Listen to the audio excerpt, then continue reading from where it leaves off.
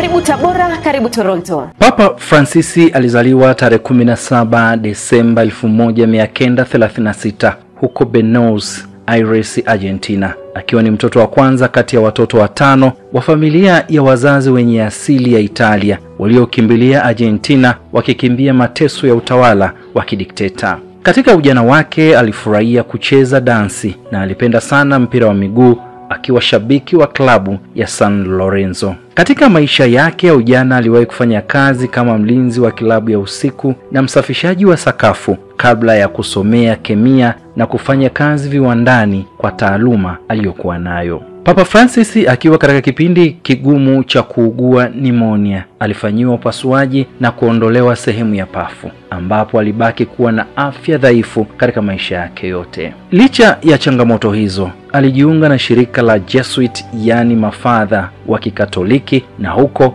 alisomea falsafa na kufundisha fasihi pamoja na saikolojia.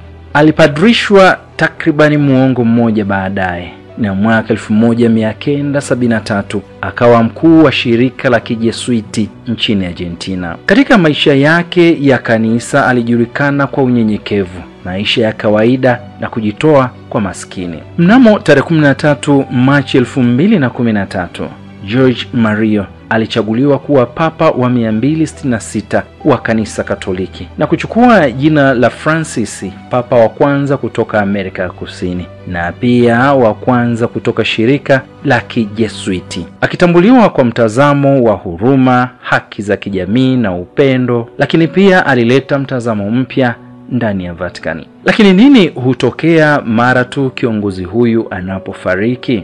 Kama ilivyo desturi ya kanisa Katoliki duniani, uthibitisho wa kifo cha kiongozi mkuu wa kanisa hili duniani ulitangazwa rasmi Jumatatu jioni na Kardinali Kevin Farrell, ambaye ndiye kamelengo wa kanisa takatifu. Tamko hilo lilifuatiwa na mwili wa Papa Francis kuwekwa ndani ya jeneza ndani ya kanisa la Casa Santa Marta huko Vatican. Wakati wa ibada, tamko la kifo lilisomwa kwa sauti na Kardinali Farrell, kamalengo wa kanisa takatifu la Roma, huku makardinali Kevin Ferrari, Pietro Parolin na askofu mkuu wa Venezuela Edgar Pierre Para wakifunga makazi ya Papa Francis.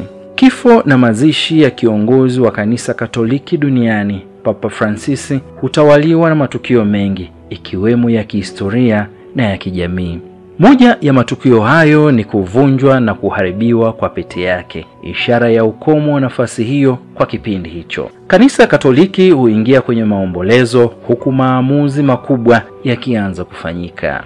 Hatimaye mwili wa papa huyo huwekwa wazi kwenye viwanja vya Mtakatifu Petro kwa ajili ya kutoa heshima za mwisho, ambapo mazishi ya papa hufanyika ndani ya siku 9 za maombolezo maarufu kama Novendiale, ikiwemo ibada ya misa nchini Roma.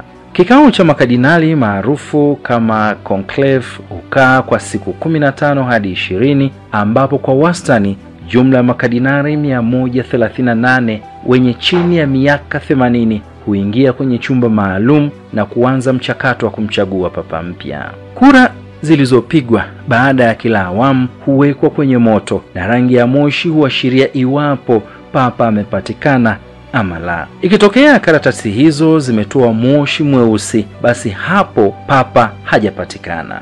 Lakini ikitokea moshi mweupe, hapo huwa ni ishara kuwa papa amepatikana.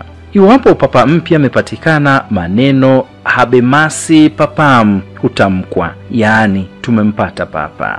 Papa Francis amefariki Aprili 21, 2025 huko katika jumba la St. Martha, Vatican City, akiwa na umri wa miaka 88. Kupitia YouTube channel, gonga na subscribe channel yetu ili uwe wa kwanza kuhabarika na kuburudika na Toronto Online TV. Karibu Tabora, karibu Toronto.